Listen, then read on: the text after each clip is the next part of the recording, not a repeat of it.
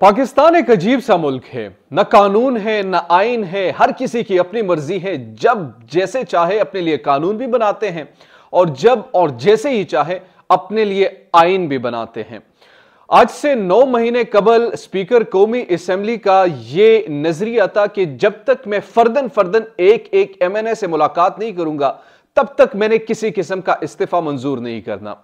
फिर जब इमरान खान की पार्टी के अरकान ने कहा कि हमने इस्तीफे दिए हैं, मंजूर आप करें या ना करें, लेकिन इनका यही बयानिया था पीडीएम का कि किसी भी सूरत में किसी भी एक मेंबर का इस्तीफा तब तक कबूल नहीं होगा जब तक मेरे सामने नहीं बैठेगा और वहां पर इकरार नहीं करेगा। जब यह कुछ ना हुआ और इमरान खान ने आज से एक दिन कबल ही असेंबली में जाने का इशारा किया तो आज इंटरेस्टिंगली हुकूमत के दबाव में स्पीकर कौमी असेंबली और इलेक्शन कमीशन ने बिल्कुल 140 की स्पीड से 35 मेंबर कौमी असेंबली जो पाकिस्तान से ताल्लुक रखते हैं उनके इस्तीफे मंजूर किए।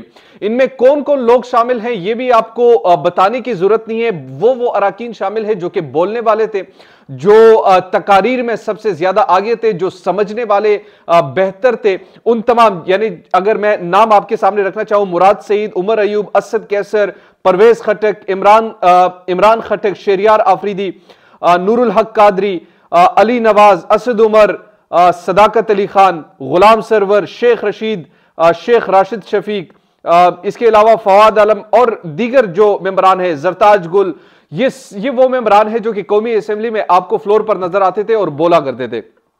अच्छा, अब जरा आते हैं पाकिस्तान में आइन की हम बात करते हैं, कानून की हम बात करते हैं, आइन की बालादस्ती की हम बात करते हैं। यही राना सनाउल्लाह टीवी शोज में बताया करता था कि हम इनको दावत देते हैं कि असेंबली में वापस आए, हम तब तक इस्तीफे मंजूर नहीं करेंगे जब तक ये मेंबरान हमारे सामने तशरीफ फरमा नहीं होंगे और ये खुद इकरार नहीं करेंगे। लेकिन जब अपनी मफाद की बात आई, जब हुकूमत गिरानी की खौफ से आज 35 इस्तीफे मंजूर किए गए, तो यह सवाल तो आखिर बनता है कि किस कानून के तहत ये 35 मेंबरान की इस्तीफे आपने मंजूर किए हैं, किस कानून के तहत? क्योंकि आप बतौर स्पीकर ये फरमाया करते थे कि ये इस्तीफे तब तक मंजूर नहीं होंगे जब तक मेरे सामने एक मेंबर नहीं आएगा या मेरे सामने वो इकरार नहीं करेगा। इन 35 में से ना आपकी किसी से मुलाकात हुई, ना आपने किसी से कंफर्म किया, तो आज फिर क्यों एक्सेप्ट किया गया? और अगर आज आपने एक्सेप्ट 35 कर लिए तो बाकी क्यों आपने एक्सेप्ट नहीं किया? ये किस्तों वाला मामला क्या है?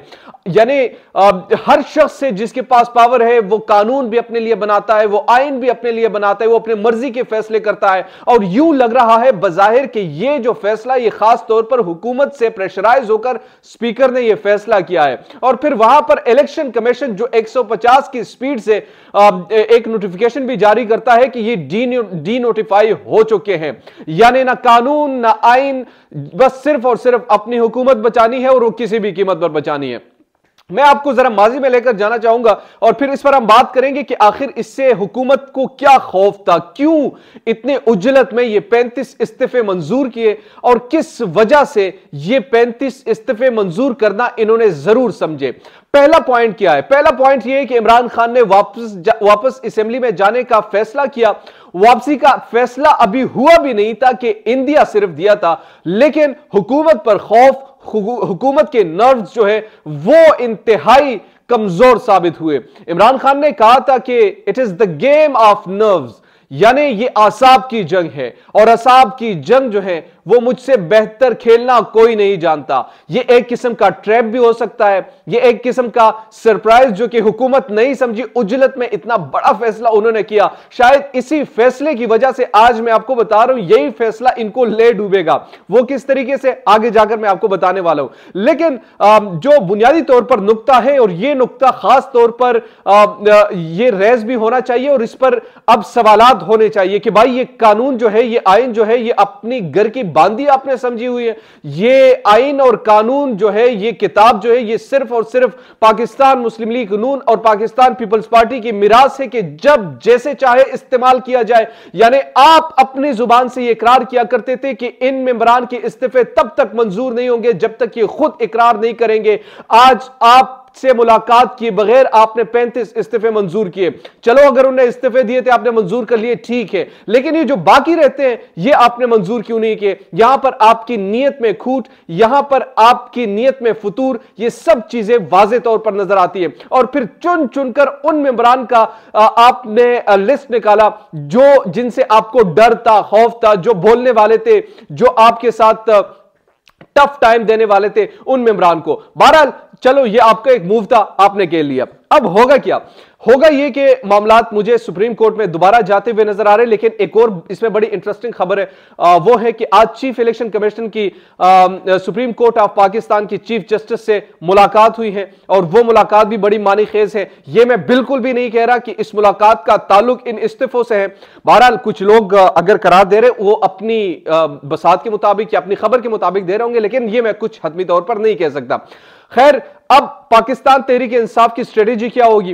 क्या पाकिस्तान तहरीक इंसाफ को इससे कोई नुकसान होगा? क्या पाकिस्तान तहरीक इंसाफ इसको सह पाएगी, या क्या पाकिस्तान तहरीक इंसाफ इसके यानी इससे मजीद मुश्किलात से दो चार होगी? मुझे नहीं लग रहा कि ऐसा होगा।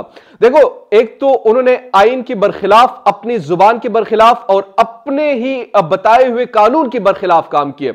मिसाल के तौर पर उन्होंने ही बताया था कि जब तक कोई मेंबर मेरे सामने पेश नहीं होगा, स्पीकर साहब की खुद अपने अल्फाज है, तब तक मैं उनका इस्तीफा मंजूर नहीं कर सकता।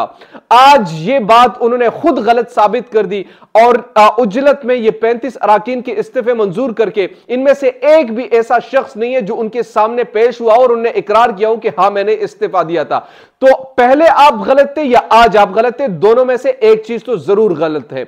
यानी पहले जो आपका मौकफ था या तो वो गलत था, या आज जो आपने अमल किया है या ये गलत है। इसका जवाब तो बहरहाल आपको अब देना होगा।